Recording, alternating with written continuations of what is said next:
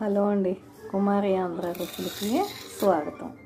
ఈరోజు మనం ముల్లంగి ఇదిగో చిన్నగా ముక్కలు చేసుకుని ఒక కూర తెప్పించేసుకున్నాను. చూసారా, ఇలా అంటే మెత్తగా అయింది.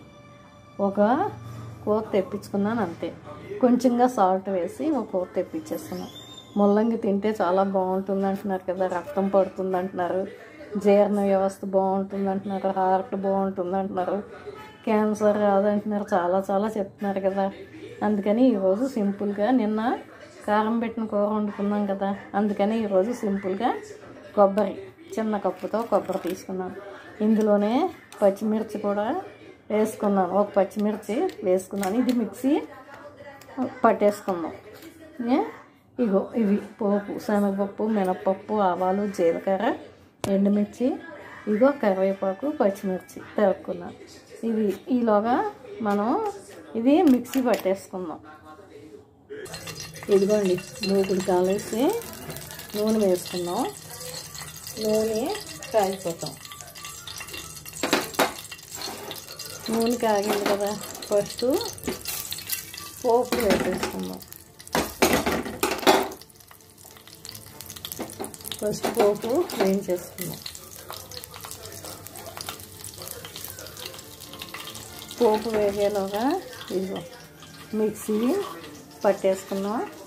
ముక్కలోకి కొంచెమే సాల్ట్ తీసుకున్నాం కదా, అందుకని ఇదిగో ఈ సాల్ట్ కూడా ఈ ముక్కలో వేసేసుకున్నాం. ఇదిగో పచ్చిమిర్చి కూడా ఉడికేటప్పుడు వేసేసుకున్నాను. ఇదిగో పసుపు కూడా వేసుకుందాం. పోపు వేగుతాం. ఇదిగోండి, పోపు వేగిపోయింది. కొబ్బరి కూడా పచ్చి వాసన పోయేలా వేయించుకుంటున్నాం. చూసారా, కొబ్బరి కూడా వేగుతాం.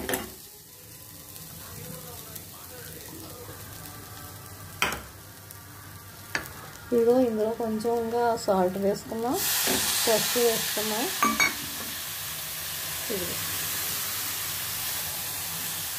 అన్నీ వేసుకుని బాగా కలుపుకుందాం.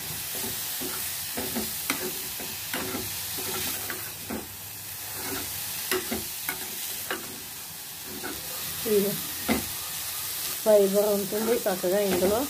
ఇది తింటే బ్లడ్ పడుతుంది కదా, చాలా చెప్తున్నారు అందరూ. మీరు కూడా ట్రై చేయండి చక్కగా. ఇది హెల్దీ ఫుడ్. ముల్లంగి సాంబార్లో వేసుకోవచ్చు, ఉత్తినే తినొచ్చు.